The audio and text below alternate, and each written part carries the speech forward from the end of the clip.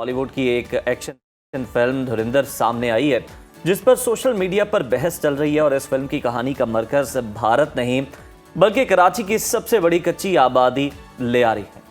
और भारत की जानिब से पाकिस्तान और इस्लाम मुखालिफ बातें हम देखते हैं, कोई नई बात नहीं है। पहले भी हम फिल्मों में बहुत कुछ देख चुके हैं, लेकिन ये जो बुखार है जो फिल्म इंडस्ट्री तक पहुंच चुका है।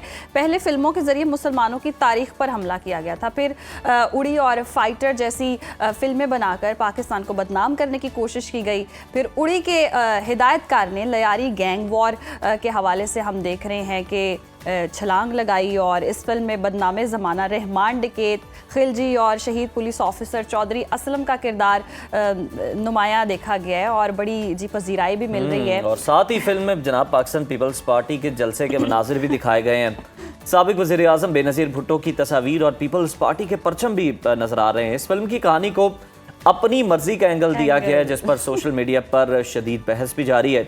शहीद पुलिस ऑफिसर चौधरी असलम की बेवा ने पुलिस अफसर के किरदार पर शदीद बरहमी का इजहार करते हुए कानूनी चाराजोई करने का इंदिया भी दे दिया है।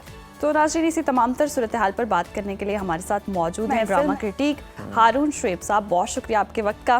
हारून, लग रहा है भारत अभी तक ना राफेल गिरने का गम भूला ही नहीं है। नई फिल्म धुरंधर भी हम देख रहे हैं, वो पाकिस्तान दुश्मनी में बना दी है। भारत आखिर कब तक फिल्मों में ऐसा प्रोपेगेंडा करता रहेगा, अपने आप को हीरो दिखाता रहेगा और मुस्लिम्स को पता नहीं किस सॉर्ट ऑफ विलन बनाकर जो पेश करता है, ये क्या? और कहीं भी जाना ना, सोना है, उठना है तो गुड मॉर्निंग नहीं, ये बला आदाब जो है ना, ये नहीं समझ आता कि ये हमारे साथ क्यों मंसूब कर दिया सुरमा और ये आदाब। और ये देखिए, हमारे पास नौजवान हट्टा कट्टा है, मुसलमान ऐसे होते हैं। लाजमी नहीं है कि पगड़ी बांधी है, तिल लगाया हुआ है और शलवार कमीज पहनी और रुमाल गले में।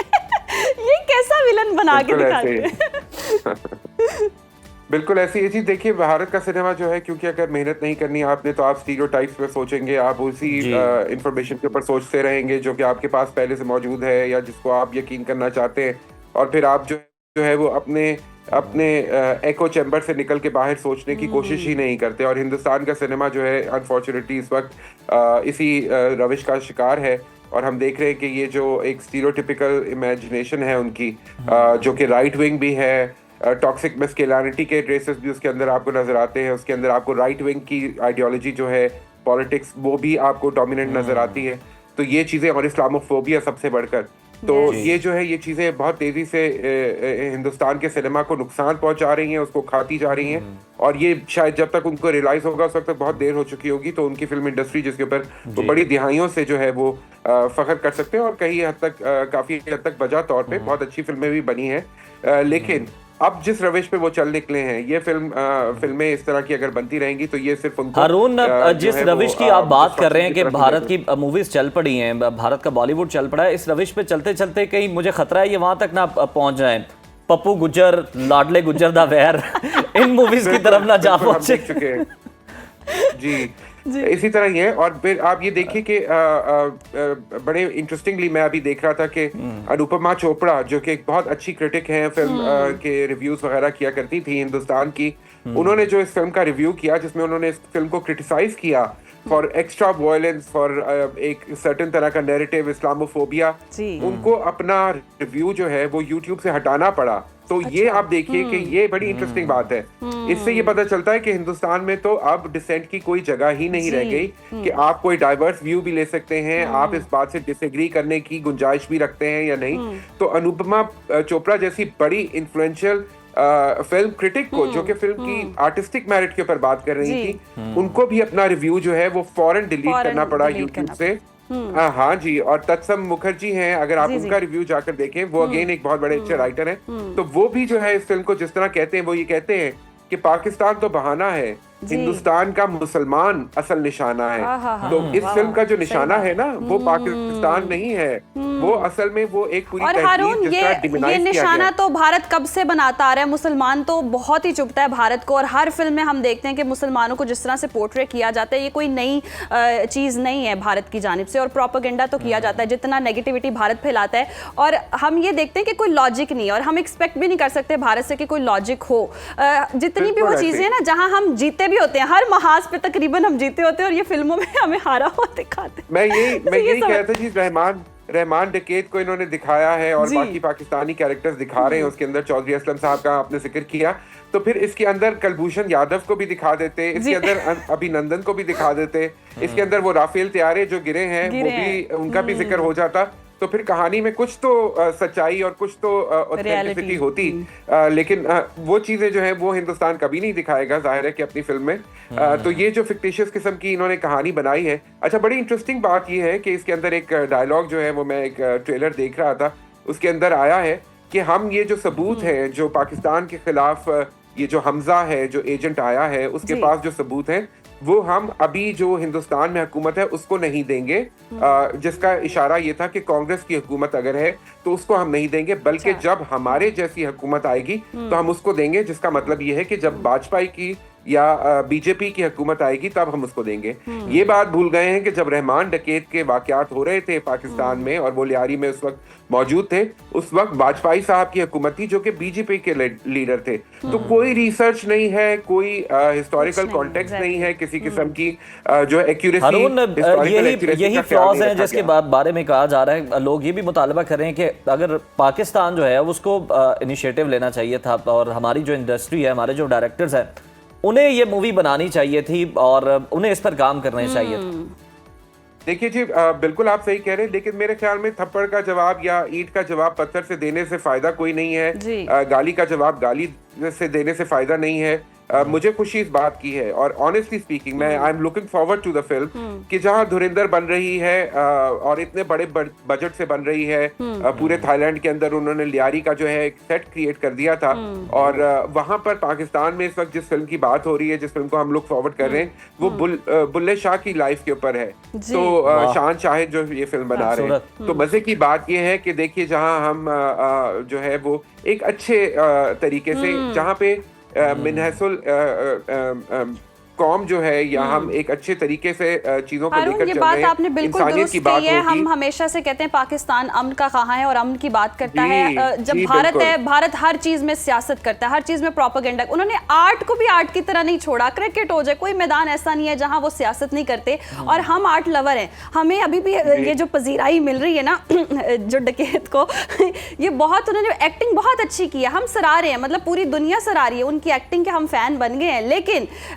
दिखाएं तो रियलिटी ना, सच्चाई दिखाएं। हम तो आर्ट पसंद लोग हैं, आर्ट को ही हम प्रमोट करेंगे। देखिए जी मैं सिर्फ ये कहना चाहूंगा कि देखें, आर्ट बिल्कुल अच्छी बात है, बहुत खूबसूरत एक्टिंग है उनकी, और फिल्म का मेरिट जो है वो इस हवाले से कि जी फिल्म की क्वालिटी क्या है या उसका स्केल कितना बड़ा है, वो सब बातें मानने वाली हैं। लेकिन आप ये भी देखिए कि उस फिल्म का आपकी सोसाइटी पे या आपके व्यूअर्स के ऊपर असर क्या हो रहा है। हम देख रहे हैं एनिमल फिल्म आई और उसके बाद यहाँ तक हिंदुस्तान के अंदर जिस तरह डिह्यूमनाइजेशन की जा रही है, जिस तरह वायलेंस को बड़ी स्क्रीन पर दिखाकर लोगों की सेंसिटिविटीज को जो है नम किया जा रहा है, जिस तरह खून गोर ये चीजें दिखाई जा रही हैं, इससे क्या कहाँ ले जाना चाह रहे हैं वो अपने अवाम को। आप देखिए कि जिस तरह छावा फिल्म थी, जिस तरह अभी ताजमहल के ऊपर इन्होंने फिल्म बनाई, पॉलिटिक्स को के अंदर क्या नैरेटिव सेट करने की कोशिश करें, डिवाइसिव पॉलिटिक्स, लोगों को तोड़ने की बात, अपनी सोसाइटी का नुकसान कर रहे हैं जी।